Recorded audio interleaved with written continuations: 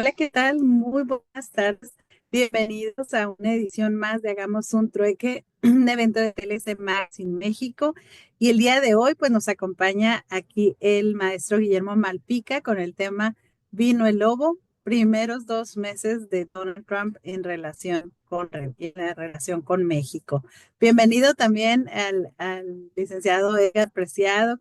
¿Qué tal? Bienvenido que esté por acá. Y bienvenidos todos los que se están sumando el día de hoy a hacer un trueque. Ya saben, nos regalan unos minutos y nosotros les damos mucho conocimiento. Si me permiten, voy a presentar la semblanza del maestro Malpica.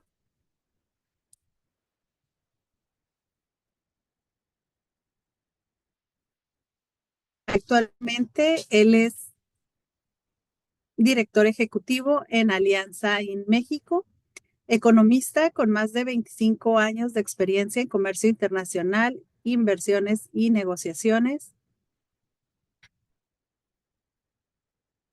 Permítanme, en negociaciones comerciales. Actualmente es director ejecutivo de Alianza en México, una asociación que agrupa empresas tecnológicas con operaciones en plataformas digitales. Anteriormente dirigió la American Chamber of Commerce, capítulo Monterrey, y trabajó en el sector financiero en Puebla.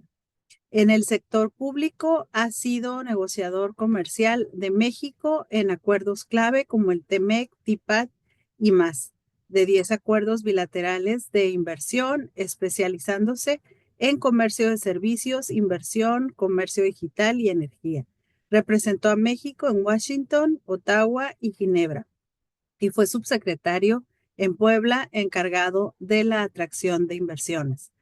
Es ponente en conferencias internacionales, autor de publicaciones en revistas y libros en México, Estados Unidos y Suiza, y profesor en la Universidad de Monterrey desde 2019.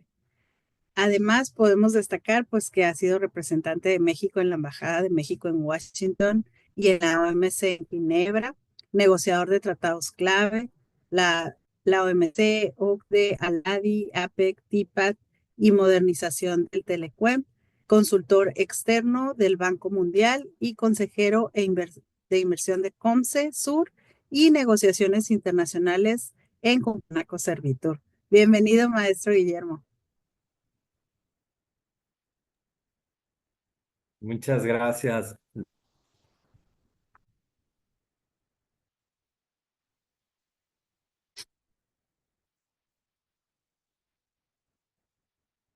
A ver, aquí creo que se nos está congelando un poquito. Ahorita vamos a dar inicio. Ya saben que el enanito de internet hace mucho que no se aparecía por acá, pero ya ahorita está haciendo de las suyas, pero en unos segunditos iniciamos. A lo mejor es ahorita que compartió la pantalla, se nos fue unos segundos, pero ya anda por aquí el maestro. Recuerden que este trueque y todos los demás los pueden ustedes volver a ver en las redes sociales a través de las redes de TLC Magazine México, de TLC Asociados y de Trading Law College.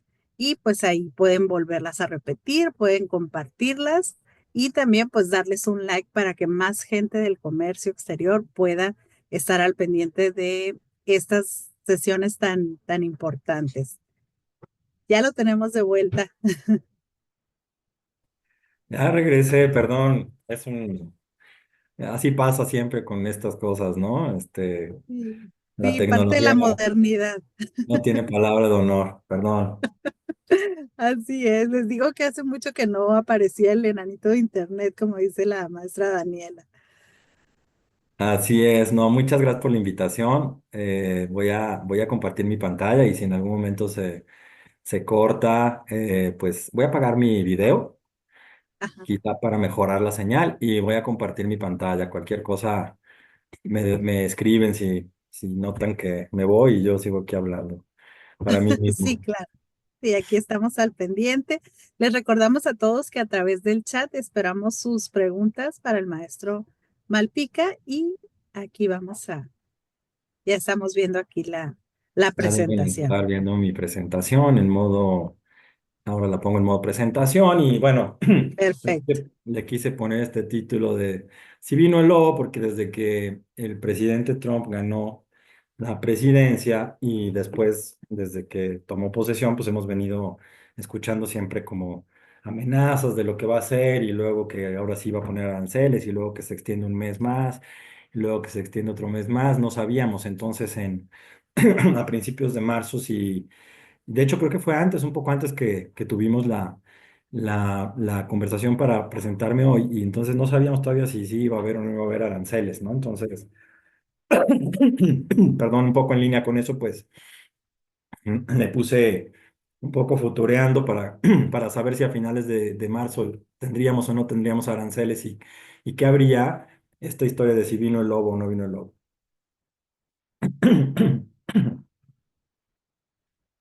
Y pues bueno, ya vimos que sí vino el lobo y la pregunta siguiente es cómo nos tomó, ¿no? Si estábamos preparados o no estábamos preparados. Muy bien, vamos a platicar hoy de los siguientes temas. ¿Cuántos días llevamos con la administración Trump? ¿Qué acciones de política comercial ha tomado el presidente? ¿Qué efectos han tenido? ¿Qué efectos podrían tener las medidas que han sido anunciadas, las que se han tomado?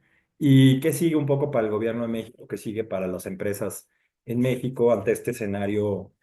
Pues multicrisis y de mucha incertidumbre. Entonces, bueno, primero para poner un poco el contexto, no hemos pasado, no hemos pasado de un contexto complicado a un contexto mucho más complicado, ¿no? En la negociación, pues teníamos una nueva administración en Estados Unidos, teníamos un mensaje de campaña anti-NAFTA, anti-TPP, ¿no? Después, pues se cancela el TPP como segundo acto de campaña, de gobierno del presidente Trump en su primera administración.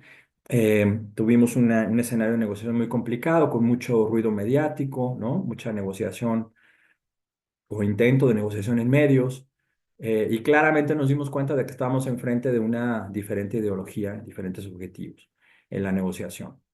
Además de que durante todo el proceso de negociación y después vivimos otras medidas comerciales de Estados Unidos a la par de la negociación, ¿no? Entonces aprendimos mucho de ese estilo de negociación. Actualmente, ¿qué tenemos? Pues estamos en la implementación ya por varios años, casi 5 años del TEMEC.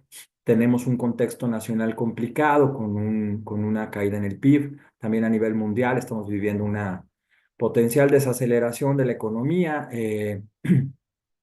Y pues en el caso de la relación con Estados Unidos, otra vez un discurso muy fuerte, cada vez más fuerte anti-China, nueva administración en Estados Unidos con el mismo presidente, afinar con diferente composición, mucho más radical, mucho más ideologizada del gabinete.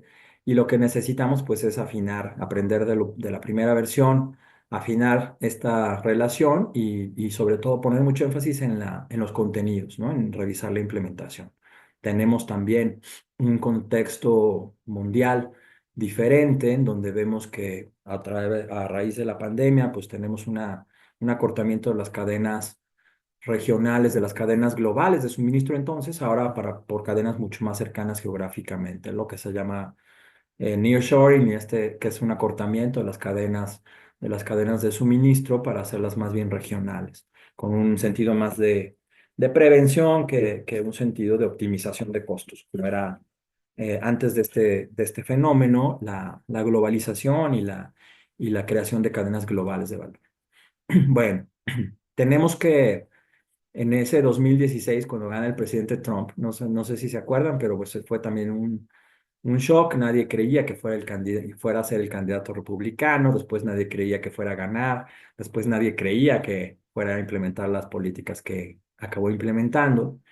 Así que fuimos de sorpresa en sorpresa. En ese entonces, en el gabinete, a nivel del gabinete económico de presidencia, se establecieron estas tres estrategias, ¿no? Diversificación de mercados, buscar proveeduría alterna, separar los temas comerciales a cargo de la Secretaría de Economía del resto de la agenda bilateral a cambio de la Secretaría de Relaciones Exteriores.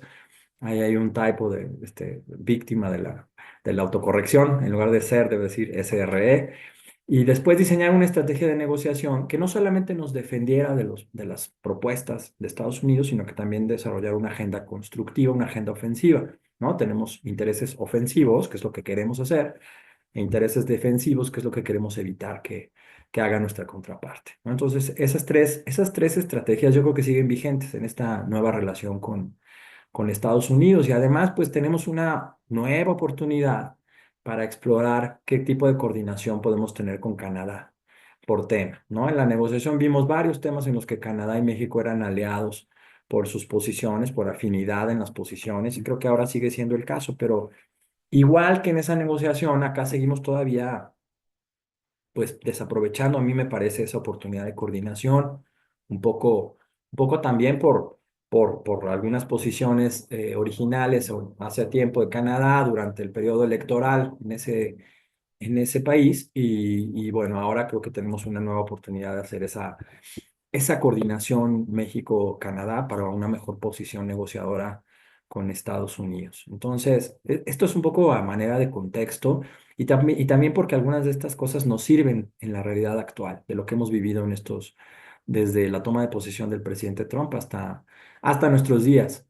Algunas de las lecciones del Trump 1.0, como le pongo, es, bueno, primero que nada, un poco como el cuento, ¿no? De Pedro y el lobo, que por cierto, más bien leía que más bien el cuento de la fábula de Sopo se llamaba El pastor y el pastor mentiroso, pero después se confundió ese nombre con Pedro y el lobo por la obra de un músico ruso, de Prokofiev. Pero bueno, casi todo el mundo asocia a Pedro y el lobo con el pastor mentiroso. Entonces, el sentido de mi título era sobre esa fábula en donde, pues a base de estar siempre anunciando algo que no sucedía, cuando sucede, pues ya nadie lo toma en serio, ¿no? Entonces, primera recomendación, en el caso de la relación con el presidente Trump, sí tomarlo en serio, ¿no? Porque creo que a final del día, si algo tiene esta inconsistencia o estos bandazos del presidente es que hay una cierta consistencia entre lo que dice que va a hacer y lo que acaba haciendo, ¿no? Entonces, tomar en serio cualquier cosa que diga y siempre prepararse para el peor escenario los deja mejor posicionados que si no nos preparamos o si creemos que no va a ser el peor escenario el que se va a materializar. Segundo, pues el carácter transaccional del presidente, en donde hay que encontrar, siempre en toda negociación es importante encontrar primero que nada cuál es la necesidad de la contraparte. Una vez que se identifica apropiadamente la necesidad de la contraparte, más allá de sus palabras, más allá de su posición, podemos encontrar entonces ya una gran parte de la solución en ese ejercicio de negociación. Acá, el presidente tiene un carácter transaccional que quiere decir, bueno, pues siempre busca obtener algo a cambio, ¿no? De cualquier declaración, de cualquier intención, de cualquier posición que diga, que tenga.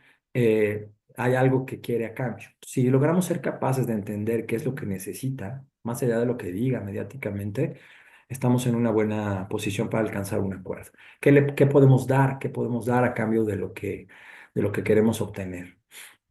Tercero, pues tenemos un presidente con una versión muy agresiva de negociación, desde el libro que escribió hace muchos años, su experiencia como presidente en su primer periodo. Siempre vemos un presidente que primero pega y después se sienta a la mesa, ¿no? Entonces, tenemos que entender estos movimientos con todo el mundo, estos movimientos con México y con Canadá, como una versión agresiva de negociación en la que primero viene esto, un poco de ablandamiento de las contrapartes para luego ya sentarse a negociar en una posición de ventaja. Entonces, esto nos da como lección pues que no tenemos que necesariamente seguir esa misma línea, es decir, que no sería una buena idea, a mí me parece, sentarnos ya a prenegociar las cosas, sino pues tomar cada evento como es, de manera independiente y después cuando llegue el momento de hacer una revisión del acuerdo comercial, pues hacerla con toda la seriedad y después, si migramos a una posición de negociación, pues también tomarla con toda la seriedad, pero no empezar a conceder cosas de la negociación misma antes de que empiece la negociación. Porque además, tanto en México como en Estados Unidos, hay legislación que regula ya un ejercicio de negociación, a diferencia de un ejercicio pues, de administración de un tratado o de revisión de un tratado, ¿no? Entonces, estamos viendo ahora en este periodo, en estas primeras semanas, pues un ejercicio un poco de esta versión agresiva. y la tentación de prenegociar debe ser controlada y debe ser manejada de una manera inteligente.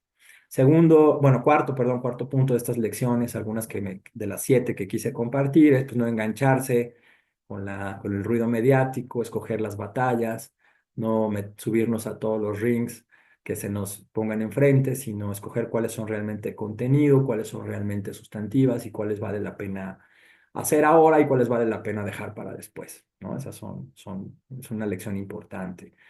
Creo que, por ejemplo, algunas de las posiciones de la presidenta Sheinbaum en este tema van un poco en ese sentido, ¿no? Tratar de quitar el ruido mediático, tratar de abordar los temas que son sensibles de una manera estratégica.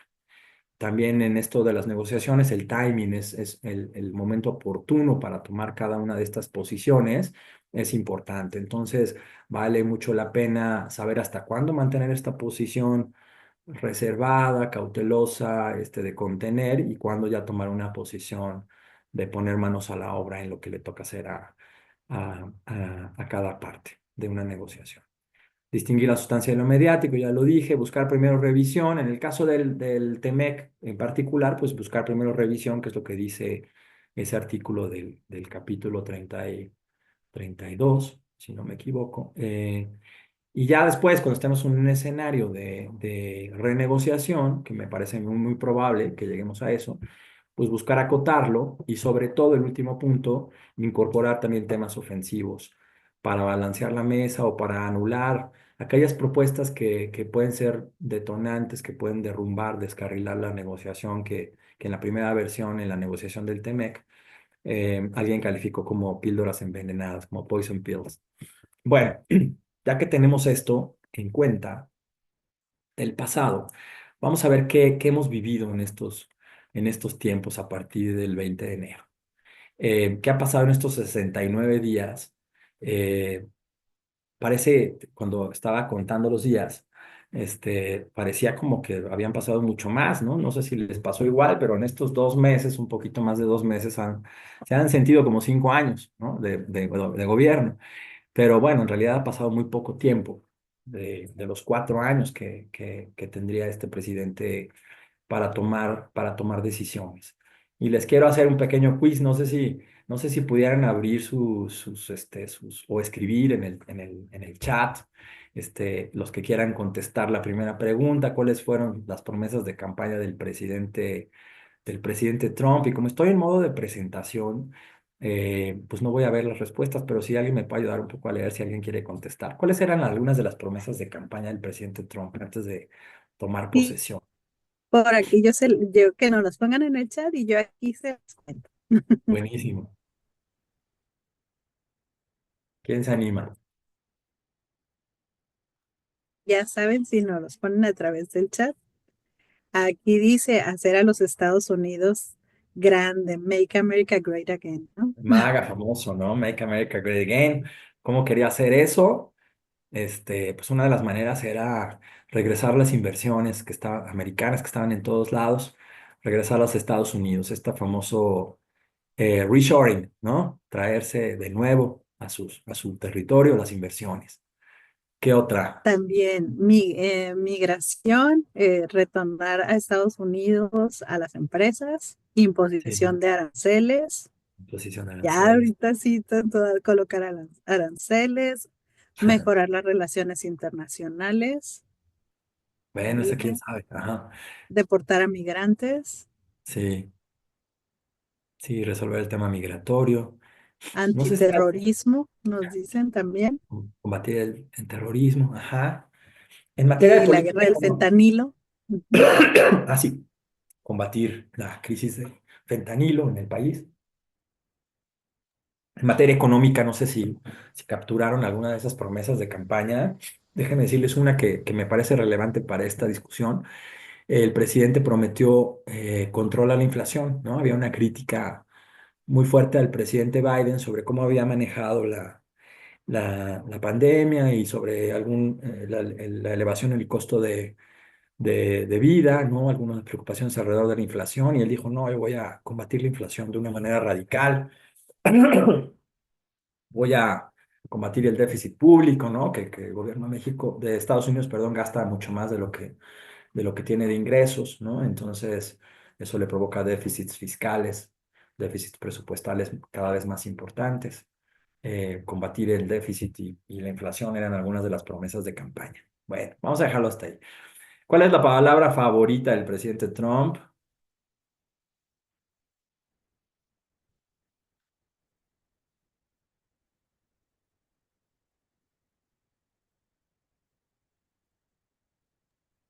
In- Impuestos, ¿no? Impuestos, Aranceles, más ¿no? impuestos, aranceles, ¿no? Ajá.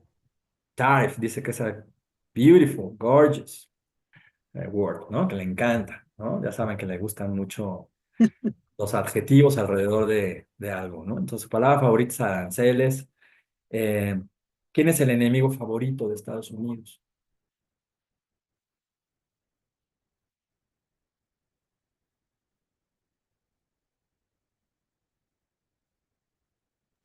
¿Quién está China, en la... nos están diciendo, China, China. China, sí, exacto.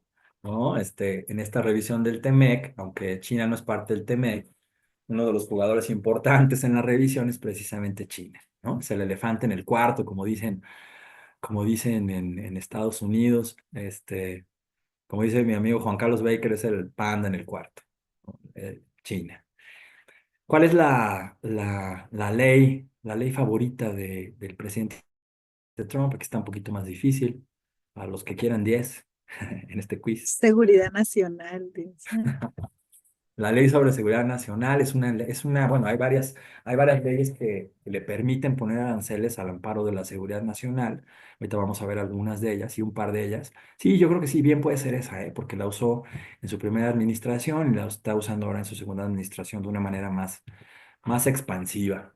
Muy bien. ¿Y alguien recuerda al ideólogo de cabecera del presidente Trump? Si no, ahorita Elon lo Musk, nos dicen.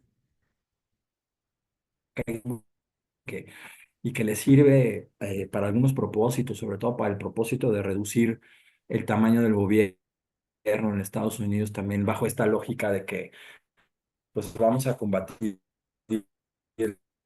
el déficit presupuestal. Sí, Eh, pues ya nos Me dicen varios parece que que Elon Next Musk. y nos cortó el presupuesto de una manera radical y es también por ese aparato burocrático de Estados Unidos. Pero en realidad no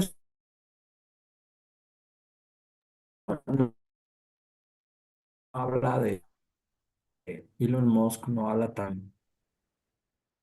Vamos a ver quién es el ideólogo de.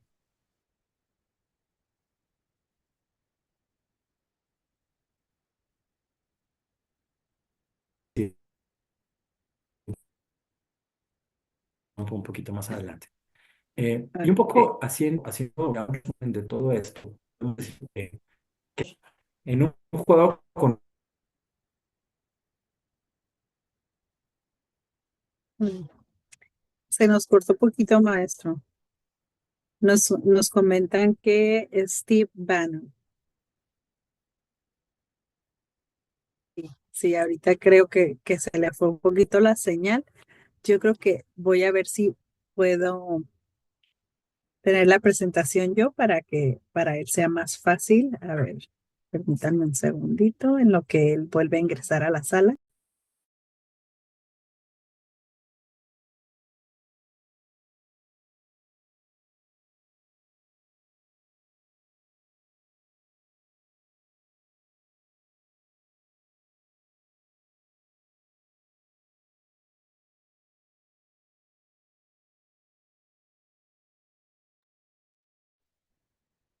Ya viene de regreso, nada más. Bueno, seguiremos pensando en en las respuestas correctas, ¿no? De lo que nos está preguntando.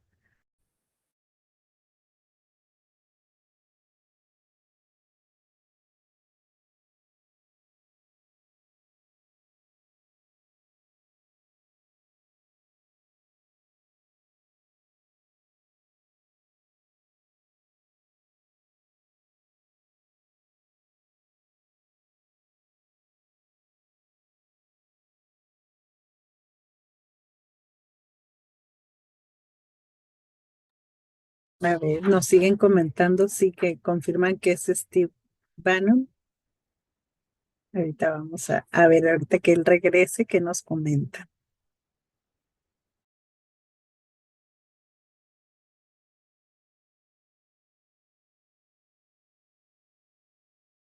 Ya estoy aquí de regreso. Qué vergüenza con ustedes, caray. No, no se preocupe, no se preocupe. Yo De creo que hecho, hay mano negra aquí de alguien porque no quieren que de esta plática. Yo creo que se enojaron de que ya critiqué. sé. No, no, déjeme ver si ahorita podemos compartir nosotros la presentación para que, Ah, buenísimo. ajá, para que sea menos Sí, internet la que esté jalando. perfecto, claro que sí. Ahí la Bueno, tienen ustedes, aquí ¿no? le comento que en los comentarios pues nos tienen Steve Bannon, ya varios nos han confirmado Ah, sobre súper la bien. ideología. ¿Sobre quién? ¿Quién dijeron? Steve Bannon, Ah, Bannon fue su ideólogo, después se peleó con él. Fue su ideólogo durante la primera administración, ah, ok, ajá. pero no, no, no. Entonces van a tener 8 los que contestaron eso. Vamos más o menos, sí, sí. Bueno, entonces estamos ante un cambio de paradigma, me parece a mí, ¿no? Mientras ponemos la presentación, más que una continuidad en esto que el presidente ha hecho, a mí me parece que estamos ante un cambio de paradigma. Estamos en otra realidad, en otra manera de entender el mundo comercial. Y eso pues nos hace plantearnos alternativas diferentes para atender esto, ¿no? Ya, y ahorita más adelante voy a abordar ese cambio de paradigma, ¿no? Eh, entonces, ¿qué hacemos, Lupita?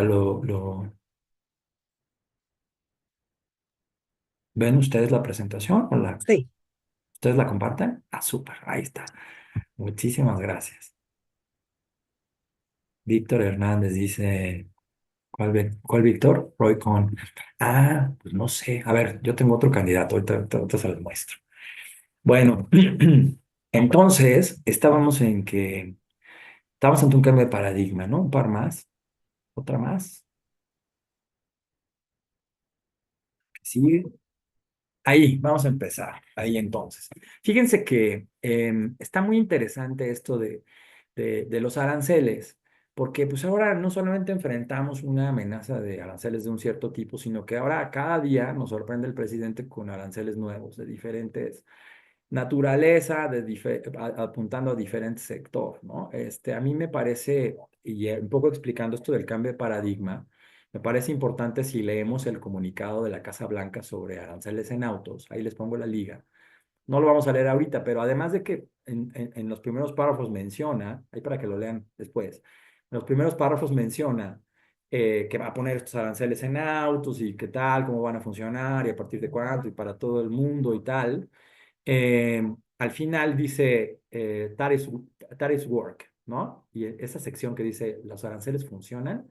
Después viene toda una descripción de por qué en su concepción y citando diferentes fuentes, por qué en su concepción del mundo los aranceles son una buena herramienta para hacer América grande otra vez, para corregir los déficits y un poco en el estilo mercantilista del siglo XIX utilizar estas herramientas pues para traer riqueza a su país, ¿no? Traer mayores ingresos y tal. Pero hay algunas cosas que no se consideran y me gustaría compartirlas con ustedes en esa visión del mundo.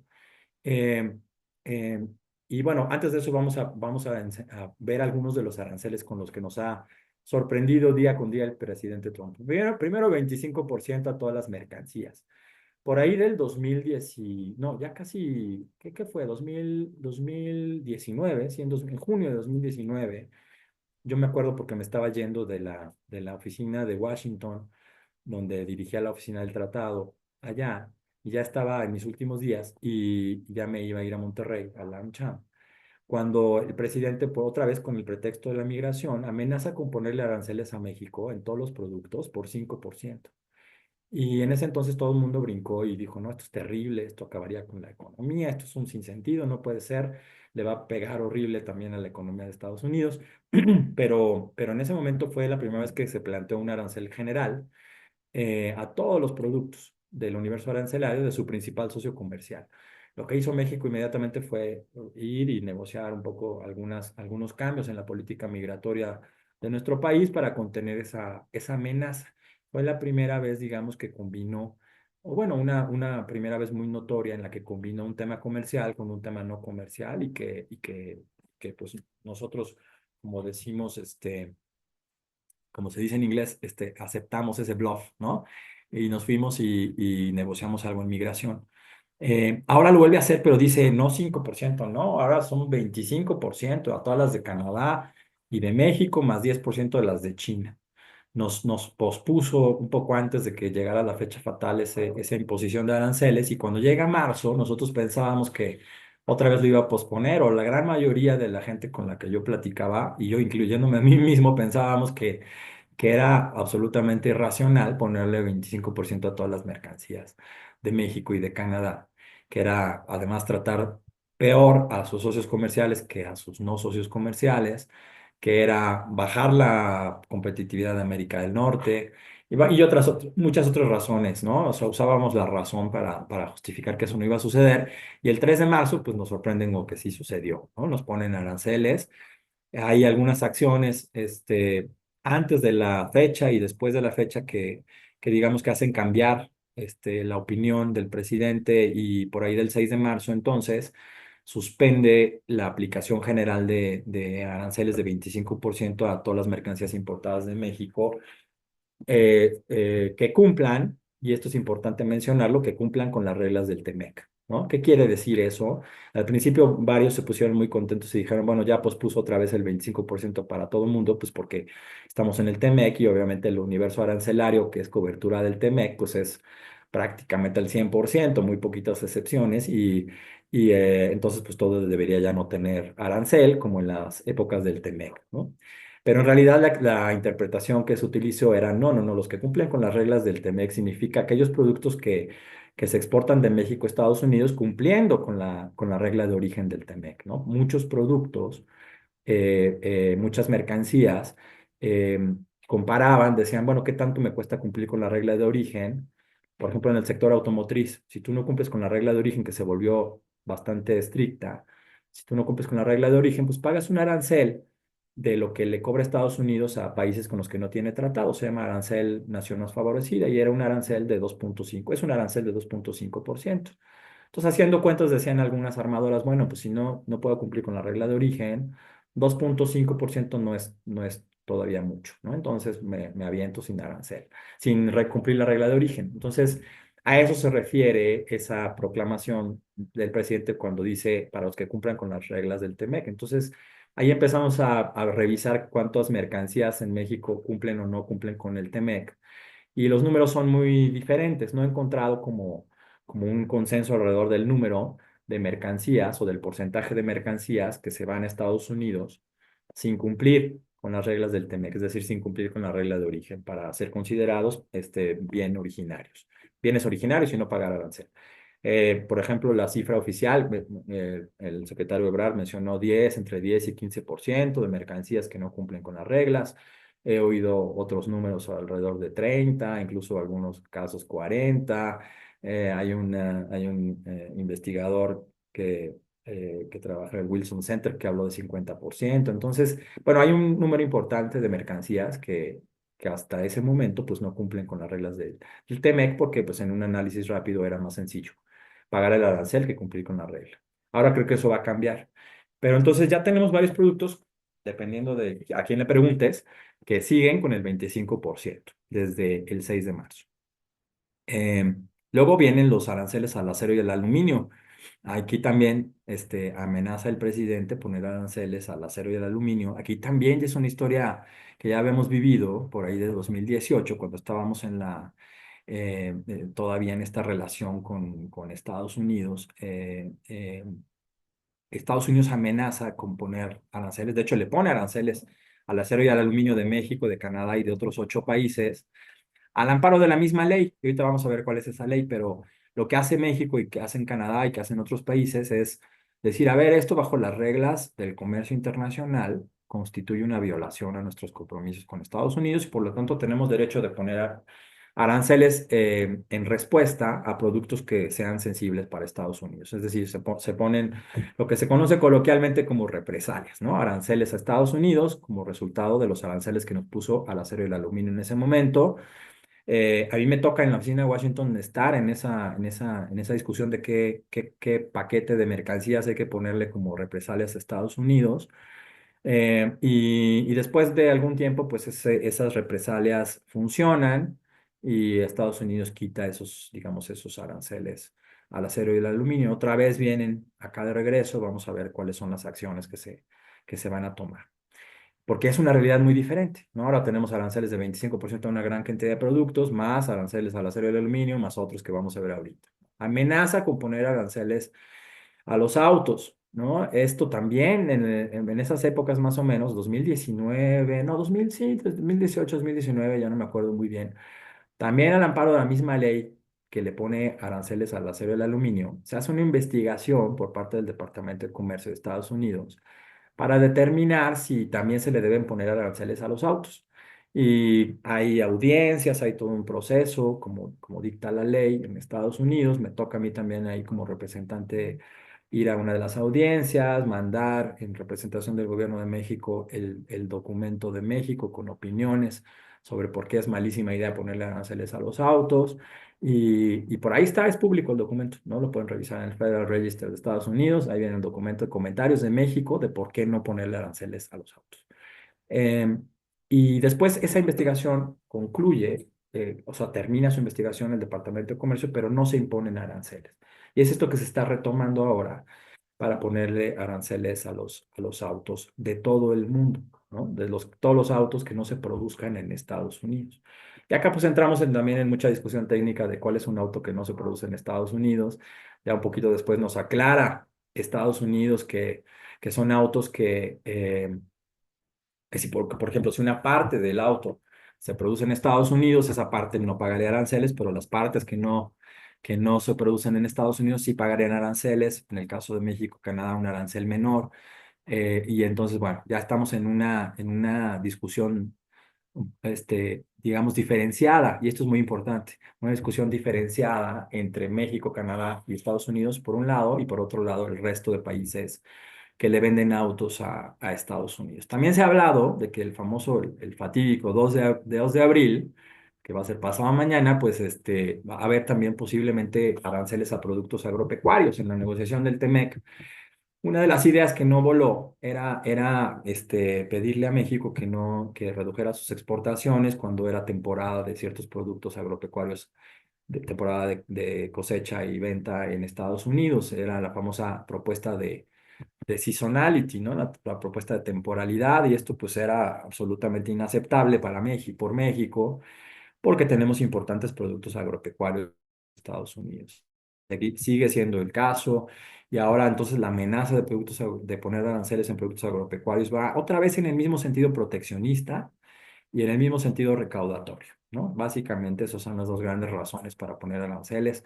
Y en el caso de productos agropecuarios, pues tenemos en productos emblemáticos como el aguacate, como el jitomate, como el tequila, que son la cerveza, son importantes productos de exportación de México y que podrían enfrentar aranceles si esto se materializa. Hay que, como otra vez siguiendo mi propia recomendación, hay que prepararnos para el peor escenario y tener algunas medidas en respuesta a esto, internas y externas.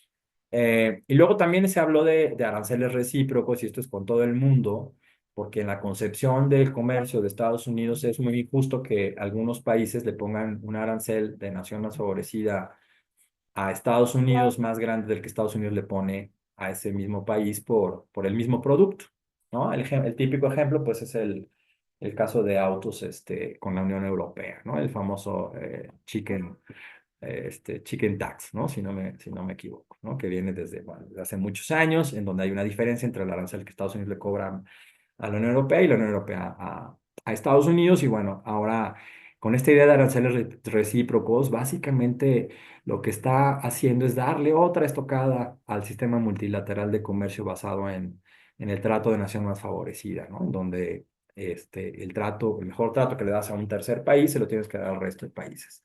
de la OMC, ¿no? Entonces acá, si vas a revisar producto por producto, país por país, qué aranceles te ponen y le vas a poner el mismo arancel cuando sea más alto que el de Estados Unidos, pues básicamente estás matando los compromisos también en el sistema multilateral de comercio. Ya se le había dado una estocada de casi muerte por inacción a la OMC cuando Estados Unidos tiene unos 4 años o un poquito más, quizás 5 años. Estados Unidos bloquea la designación de nuevos jueces en el órgano de apelación de la OMC. Ustedes saben que la OMC, pues, una de las grandes virtudes de la OMC, cuando deja de ser GATT y se constituye la OMC, que entra en vigor en 1995, es que tiene un mecanismo de solución de diferencias mucho más robusto que otros organismos internacionales. Y no solamente eso, sino que además tiene un órgano de apelación con jueces que están en su cargo un periodo fijo, ¿no? 8 años, 4 años y luego se puede renovar por otros 4 años, si no me equivoco, 8 años. Y que eso pues, permite que si hay un caso, un panel ad hoc que se establece y determina algo contra un país, el país que pierde ese panel ad hoc puede recurrir al órgano de apelación y revisar el caso. Entonces, cuando los jueces van cambiando y van rotando, lo que hizo Estados Unidos sistemáticamente en la primera administración del presidente Trump fue bloquear a las nuevas propuestas de jueces del órgano de apelación. Entonces se fueron quedando sin jueces porque no se lograba un acuerdo sobre los nuevos jueces hasta que ya no hay suficientes jueces para poder decidir ningún caso. Entonces, por inacción, se vuelve absolutamente inútil, inoperante, el órgano de operación de apelación de la OMC. Primera estocada, segunda estocada, esta amenaza de aranceles recíprocos, tercera estocada que ya nos pone casi en estado de coma o peor a la OMC, es que Estados Unidos decide hace unos días también como parte de esta marejada de decisiones, decide suspender sus aportaciones a la OMC. Estados Unidos es el principal aportante a la Organización Mundial de Comercio, fue un importante promotor del sistema multilateral de comercio y ahora es un importante promotor de su desaparición y de su sustitución por otro organismo eh, mundial, ¿no? Y ahorita vamos al ideólogo, porque no les he contestado esa del ideólogo. Y después, pues también hemos escuchado aranceles al cobre, lo cual puso en precios récord el precio del cobre. Me parece que más allá superó la barrera de los $100,000 por tonelada de cobre. A los países que le compren gasolina, en general hidrocarburos a Venezuela, lo cual también le pone pues mucha incertidumbre en el mercado energético. Y bueno, esos son los que tenemos hasta ahora.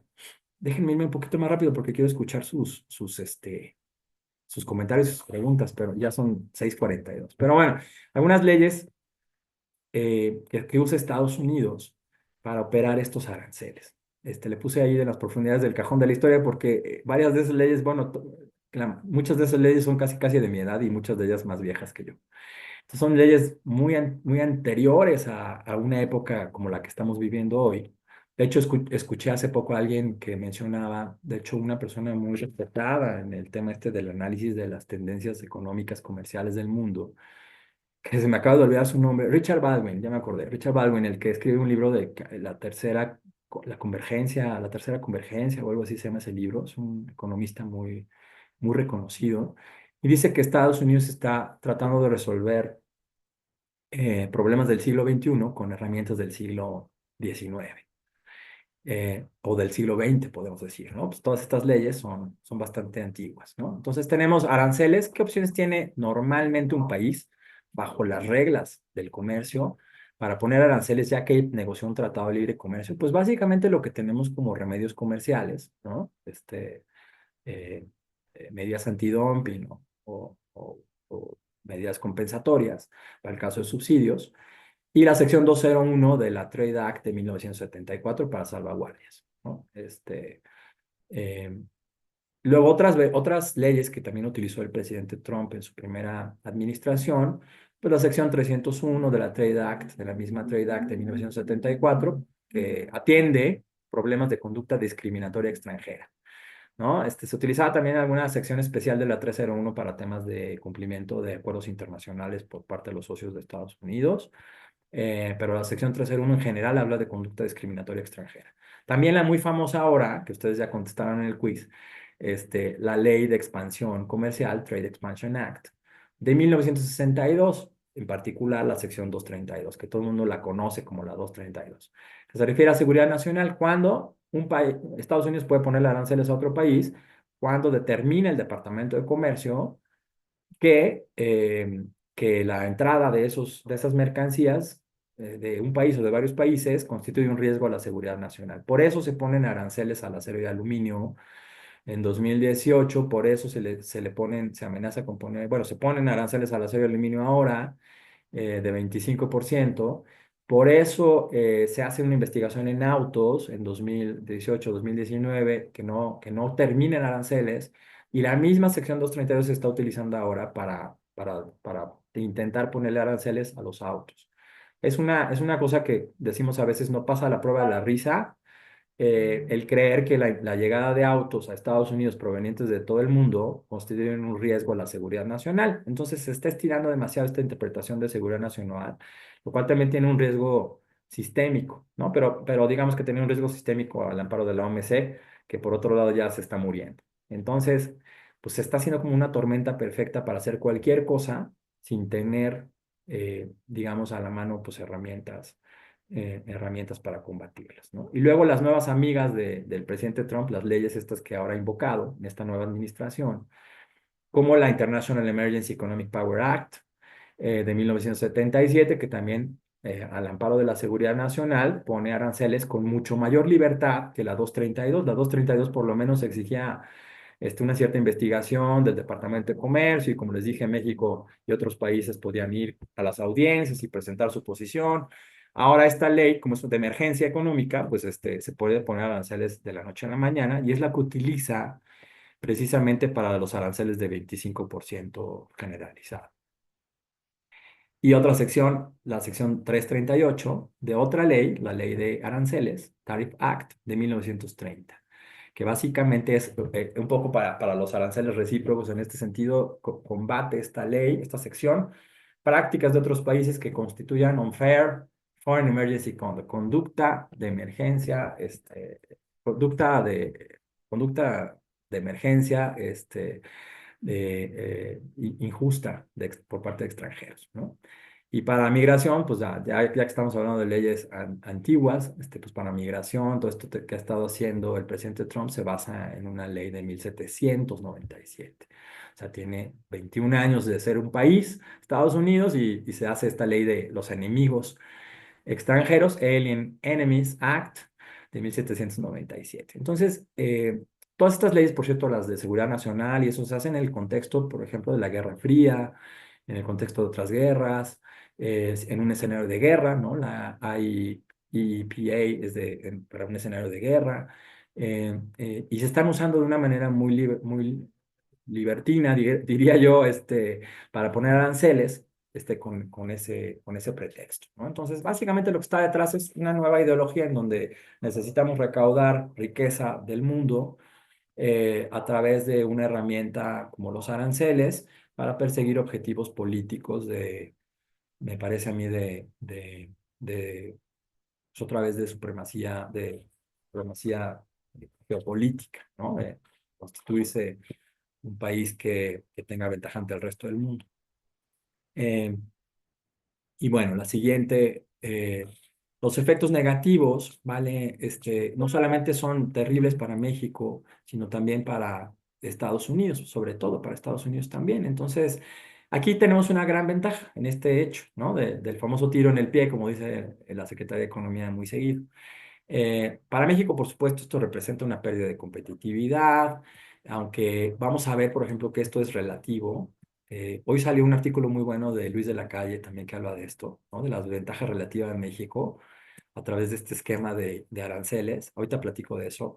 También, ¿qué otro efecto negativo hay? Bueno, hay estudios incluso de algunos bancos que dicen que el efecto en la caída de las exportaciones es importantísimo, y en la potencial caída del PIB es importante. Uno de los más alarmistas hablaba de una pérdida de 12% en las exportaciones como resultado solamente de los aranceles de 25%, solamente de esos, y una caída en el PIB de 4.4%. Imagínense, ya que estamos en un escenario de cero crecimiento o de posible ligera recesión, pues los aranceles acumulados que vimos en la anterior diapositiva nos traen un escenario muy complicado de posible caída en el PIB, volatilidad cambiaria, por supuesto, mucha cautela en las inversiones. Hoy también lo decía Coparmex, ¿no? Que posiblemente las inversiones estén llegando en menor cantidad como resultado de este tema. Y tanto me impresionó que lo puse dos veces ahí, perdón, hay un error, dice dos veces cautela de las inversiones, dos veces. Y bueno, lo que les quería contar es que en esto de la pérdida de competitividad relativa, viene como un resultado interesante porque al hacer esta distinción hacia México y Canadá en el tema de los autos, eh, tenemos un mejor, digamos, un mejor escenario con respecto al mundo. Nos está yendo, por supuesto, terriblemente mal, mucho más terrible de lo que nos podía haber ido, ¿no? En un mercado tan competitivo como el de autos, un margen de más allá de 2-3% pues te saca del mercado, pero con este escenario en el que todo el mundo está enfrentando entonces aranceles, y México y Canadá, un arancel, digamos, ponderado menor, eh, parece que estamos en cierta ventaja, a pesar de que Banamex, un estudio reciente de Banamex, lo ubica en 21.3% el arancel ponderado en autos. ¿Cómo llegan a eso? Bueno, pues dicen, tiene aranceles al acero y al aluminio, ¿no? Que son un componente importante de los autos. Hay aranceles también a las partes que no vengan de Estados Unidos de los autos, ¿no? Se considera que más o menos en los autos que México le vende a Estados Unidos, 40% de las partes son piezas de Estados Unidos, entonces lo demás pagaría un arancel de 15%. Además de que sabemos que 18% de las exportaciones de autos, más o menos, no cumplen con la regla de origen actualmente porque estaban confiando en pagar 2.5%. Todo eso se hace un promedio ponderado y entonces se calcula aproximadamente el arancel que pagarían los autos en México, de México, perdón, hacia Estados Unidos, de 21.3%, que es mejor, es altísimo, pero es mejor que el arancel que pagaría el resto de países del mundo. ¿Qué hice? Cambié la... Ah, no, está. Y después, en Estados Unidos también vemos algunas consecuencias negativas, como mayores precios en Estados Unidos, que era una de las promesas de campaña, por eso se los puse en el quiz.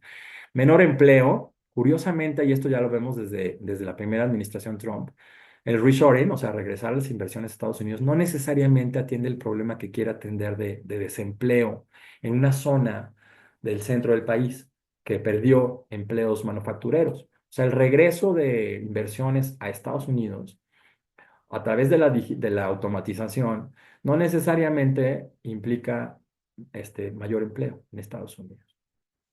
Entonces es una solución que no soluciona nada. Cuello de botella en la cadena de suministro. Hay un índice de complejidad de la Universidad de Harvard en donde se prueba que para mercancías pues, con alto nivel de sofisticación, no es tan fácil sustituir de dónde las traigo, ¿no? En el caso de autos, pues México los autos de México son un ejemplo muy bueno. Si no vienen las autopartes de México, el siguiente mejor candidato para traer ciertas mercancías sería China, pero pues trae también Estados Unidos un gran tema con China. Entonces no va a ser tan fácil sustituir importaciones que ahora se vuelven más caras de México por importaciones de otros lados. Además del sin razón de tratar peor a tus no socios que a tus socios comerciales. Cautela en los mercados de Estados Unidos, ya lo vimos en las bolsas hace poco tiempo. Y curiosamente todo esto en México pues provoca, además de la caída, la volatilidad, la incertidumbre, puede provocar mayor interés por migrar, ¿no? Que es algo que estaba combatiendo. Entonces puede haber incluso mayores personas buscando migrar de México a Estados Unidos, pero como va a haber mayores controles, muy probablemente lo que vamos a tener es un mayor mercado negro, como pasa siempre, ¿no? O sea, un mayor costo de migrar de manera ilegal, con todos los peligros y todos los grandes costos de vidas que sabemos que esto tiene. ¿De dónde viene? ¿Cuál es la respuesta al ideólogo, según yo, de Donald Trump? ¿De dónde vienen todas estas ideas? Léanse este capítulo, les dejo ahí la liga de Peter Navarro. Peter Navarro ya era un asesor de Donald Trump en su primera administración, pero ahora toma un rol mucho más importante. Y si leen ese capítulo, entienden mucho de dónde vienen ahora las ideas de esta nueva administración. Por eso digo que es un ideólogo importante del presidente Trump. La que sigue, por favor.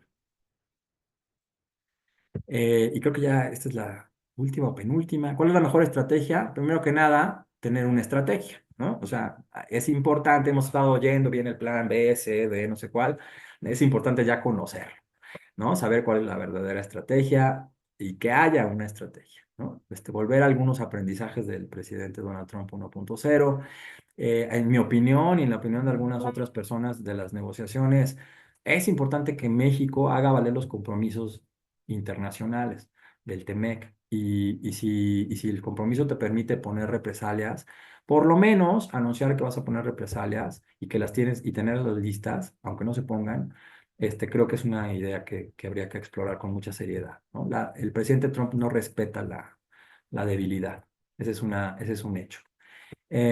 Ayudar a Sabalcar en este carácter transaccional, cómo podemos ayudar a reclamar un éxito en el tema migratorio, de fentanilo, de seguridad, para que lo demás se arregle por los técnicos en temas comerciales.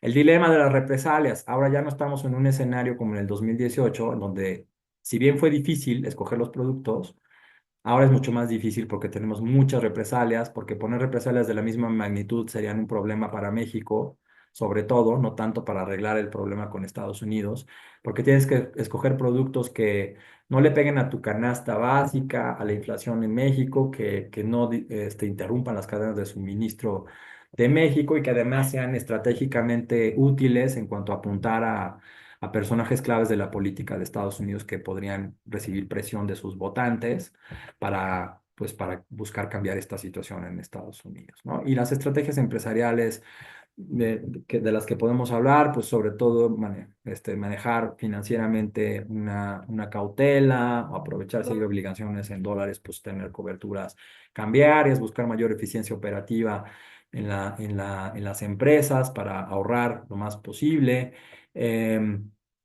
Y bueno, y en el largo mediano plazo buscar proveeduría alternativa, buscar mercados alternativos.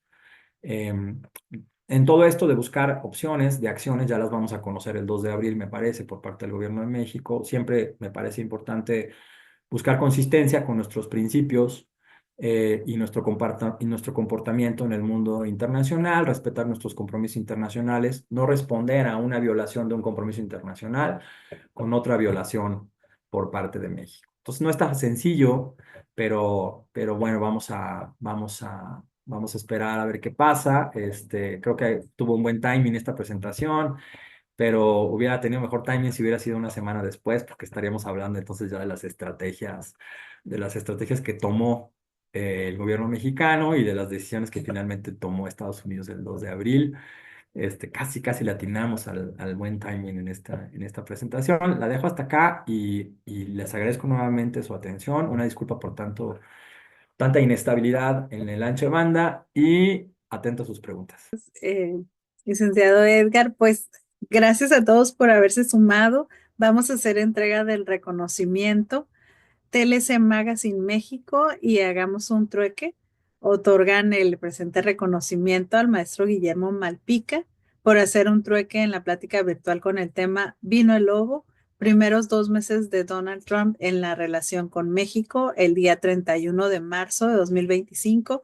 Lo firma nuestro presidente, el doctor Octavio de la Torre, y la maestra Daniela Martínez también, directora de TLC Magazine México.